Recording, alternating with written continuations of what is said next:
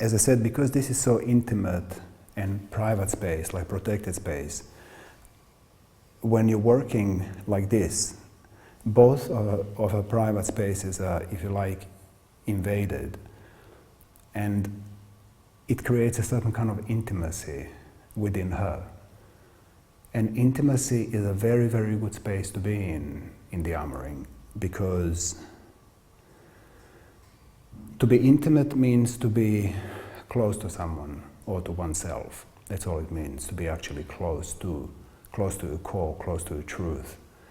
And we want clients to be as intimate as possible with themselves, because the more intimate or close they can be with themselves, the sooner they'll come to the stuff that needs to be released.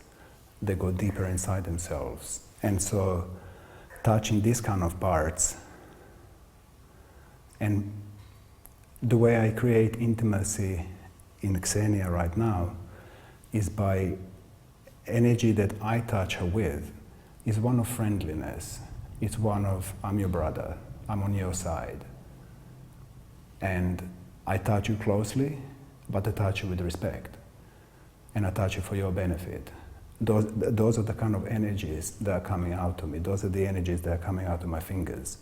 So with these kind of energies, I inspire intimacy within her. It's almost like she gets a permission to be intimate with herself by me influencing with my intimacy. The way De-armouring works is because we're always releasing uncomfortable, painful, traumatic stuff from the system will only trust if it feels safe. And in order for the person to feel safe, that's my job. My job is to make them feel safe. And one of the ways that I invite my clients to be safe is to be intimate with them. So intimacy plays a massive role in success of the sessions. This means I need to really, this is not a classical massage scenario where massage therapist is kind of doing this and they're completely emotionally disconnected or wouldn't touch private parts because, oh, no. It's almost like the difference is those kind of sessions would be me wearing gloves and kind of working with the gloves. Here I want to be naked, I want to be really close to Xenia, I want her to feel my emotion. My emotion plays a big part in my emotional state, my energetic state. So the more intimate I can be with her, the more normal, the more human, the more connected, the more open, and that anything goes, that everything is okay.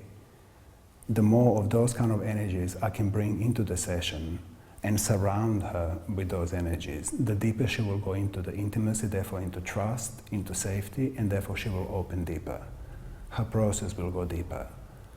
So intimacy is very, very important, because really if I can't be intimate with my client, then I'm not going to be successful in this work.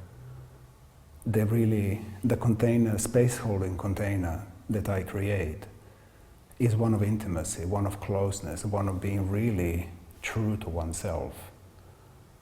And I inspire that in my clients by being true to myself, to be intimate with myself and to share myself.